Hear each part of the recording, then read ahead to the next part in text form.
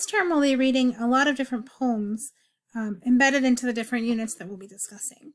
Since our first poem is this week, I thought it would be helpful to get our introduction to some of the poetry terminology as well as the fiction terminology.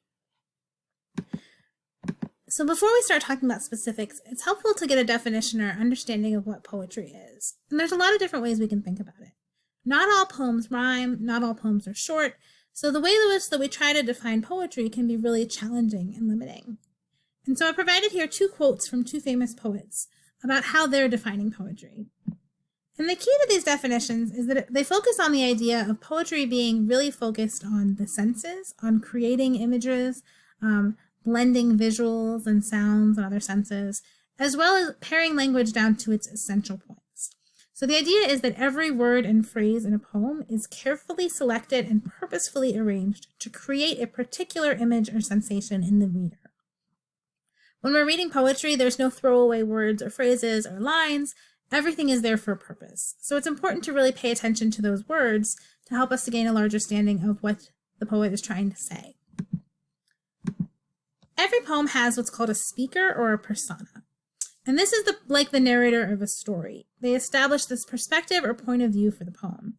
There can be a first-person speaker who's talking about themselves or events that happen to them. There can also be a third-person speaker who's simply describing what's happening to others. The key to remember is that the speaker of a poem is not necessarily the same person as the poet, and we don't want to equate them as such. There are some poems written from the perspective of a murderer. That does not mean that the poet is a murderer. This can be hard, though, when we're dealing with self-confession type poetry. For example, the poem that we're looking at this week seems to be Langston Hughes talking about his own experiences and his own self-identity in the response to a particular prompt from an English class that he took. Now, that may or may not be true. What we want to do, though, is be very careful about assuming that everything that's said is how a poet feels when they're reading a poem. So even if they're using I and they're talking about their own experiences, it may be about their own experiences, but it's not always. Sometimes there's still artistic choices, artistic changes made for the context of the poem. When we're talking about imagery in poetry, there's two types of imagery. Abstract imagery is if I tell you that something is beautiful or divine or graceful. That can mean a lot of different things to different people. Concrete imagery, on the other hand, gives a very specific, exact, particular qualities or conditions so that we know exactly what it looks like. If I'm describing a desk with concrete imagery, we're all going to know exactly what that desk looks like, what color it is, what kind of wood it's made out of. And that helps in poetry to make sure that your reader is on the exact same page as you. So poets will often use concrete images to appeal to specific sensory details, visual, tactile, gustatory, olfactory, or auditory senses being appealed to specifically to help you get a very clear sense of what they mean. A symbol in poetry is the same as in fiction. It's an object that suggests more than its literal meaning. So this can be something very popular that we already know, that we all sort of agree on. Flag symbolizing country or patriotism. Water symbolizing rebirth or renewal. The cross symbolizing Christianity. But often in poetry, a symbol may have context or may have meaning only within the context of the poem. So there can be symbols that are very specific to the poem that's being told that we have to sort of unpack within the context of that poem.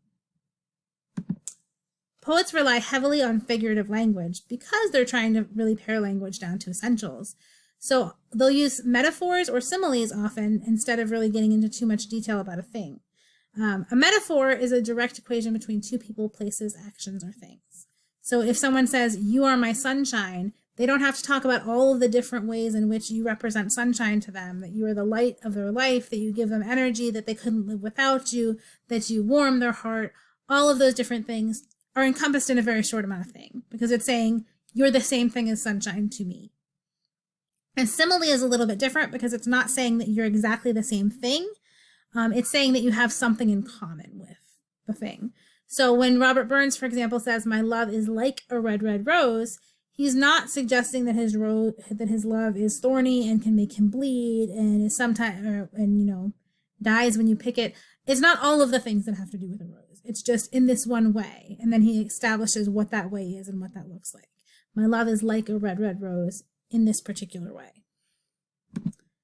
Other types of figurative language, poets often rely on personification, and that's when you assign human characteristics to something that is not human. So if you're familiar with the Beatles song, My Guitar Gently Weeps, obviously a guitar can't weep, but what that does is it invokes an image, and it suggests that the guitar is playing such sad and mournful music that it's as though the instrument itself is crying. And again, doing that very succinctly. Juxtaposition just looks at the placement of two or more contradictory or unexpected objects or ideas side by side to create something new or to call attention to the contrast. So it's any time that you have two ideas that you wouldn't expect to be near each other, they might cause us to rethink how we examine each one of those ideas. Tone is, again, the speaker's implied attitude toward the subject. In poems, you generally have to determine this. You have to infer it from the language and the context. Think about it the same way that we think about how we determine tone when we read a very short text message. A poet doesn't have a lot of space to establish their tone, but it's usually pretty clear how they feel about the subject. An allusion is a brief cultural reference to a person, place, thing, event, or idea in history or literature. So again, this is about economy of language. It's a way of making a one or two word reference that brings in an entirely larger context. If I say that something is my Hogwarts, right? If you've read Harry Potter, you have an entire wealth of associations that help you to understand the importance of that place to me. If I say it was like an Eden, if you've read the Garden of Eden story from the Bible, you have a whole sense of that paradise, right?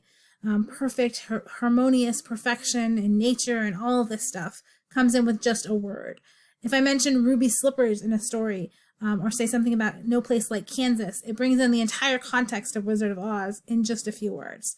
So you want to think about allusion as a way of referencing something from culture. And alliteration, this is a linguistic quality, what happens when you repeat the initial sounds of a word in close succession. So it creates almost a sort of tongue twister. And what happens is we have to slow down because it's very difficult to say those lines, which means that those lines gain extra attention or significance in poetry. A common example, you can think about the tongue twisters that children say, right? Peter Piper picked a peck of pickled peppers. The challenge is to try to say that quickly, right? Or she sells seashells by the seashore. We can't say it quickly. We have to sort of slow down unless we're really closely paying attention to what we're saying. So either way, it's calling extra attention to those lines, and we have to think about them a little bit more before we can move on. Some other formal qualities to be aware of with poetry. We're not going to get into the details or the nitty-gritties of formal qualities, but a couple key things that we need to be aware of are rhyme scheme and rhythm. And rhyme scheme just refers to the pattern of end rhymes. Stanzas usually share this in common. So when you have words that rhyme, the way that we mark this out in poetry is we give the first sound an A anytime it appears. So cow, how, now, all of that would be A. The second sound gets a B, and the third sound gets a C, and so on. So some really common rhyme schemes that you might see are AABB, which are called rhyming couplets. The first two words rhyme, and then the last word of the first two lines rhyme, the last word of the second two lines rhyme, etc. ABBA, AABA, or ABCB. And ABCB is just the first and third line don't rhyme, but the second and fourth line do. This is really hard to talk about without looking at specific lines of poetry. But basically, rhyme scheme just refers to the pattern of rhymes in a poem, if there is one. And there's not always. Sometimes poems will just use rhymes sporadically or not at all. Rhythm refers to the pacing of lines, and this is affected by things like line length, the line endings, pauses or lack of pauses within the lines, spaces, word choice, combinations of sounds. All of these things affect the pacing at which we read a line. And when we're talking about that pacing, we're talking about rhythm. Again, this is something where we want to pay attention to differences. If all of a sudden a poem seems to shift its pace and we have to slow down or speed up, that's usually something we want to pay attention to. When we talk about stanzas of poetry, this is just any grouping of lines of poetry into a unit marked by a break. There's no consistency or level to how many stanzas a poem has, but anytime it breaks up those lines into a chunk, like a little paragraph, that's called a stanza. And a refrain refers to a repeated line or stanza. So anything that is repeated throughout a poem at various intervals is considered a refrain. Again, this is an example of something that might add emphasis. A refrain often is just emphasizing through repetition, but sometimes it's through shifts. So you'll say a line, and then when you say it again later, the meaning is a little different. And when you say it again later, after more lines, it feels a little different again. So we're going to pay attention to those sorts of repetitions. In terms of some more formal qualities, there are 3 things that we're going to talk about that affect rhythm. A lot of poetry will have what's called end-stopped lines, and that's when the punctuation occurs at the end of a line. You would just naturally stop at the end of the line of poetry as the end of a sentence. Enjambment occurs when there's no punctuation at the end of a line. So the meaning of that line continues into the next line, creating the effect of acceleration and intensity. Now, when I say punctuation, it doesn't necessarily mean a period. If you're reading it and it makes sense to pause before you move on to the next line, that's considered an end-stopped line, and it's normal. Enjambment is when, if I were to read this, for example, right, no punctuation at the end of the line. And so if this was the next line of poetry, obviously I couldn't stop here. It wouldn't make any sense. So it's forcing me to keep reading. And that accelerates the pace. So that's, again, something we want to pay attention to. The opposite of that is a caesura, which is a deep pause within a line of poetry caused by a comma, colon, semicolon, dash, period, or white space that just forces us to stop in the middle of a line and pause. So that's all the terminology that we're going to talk about.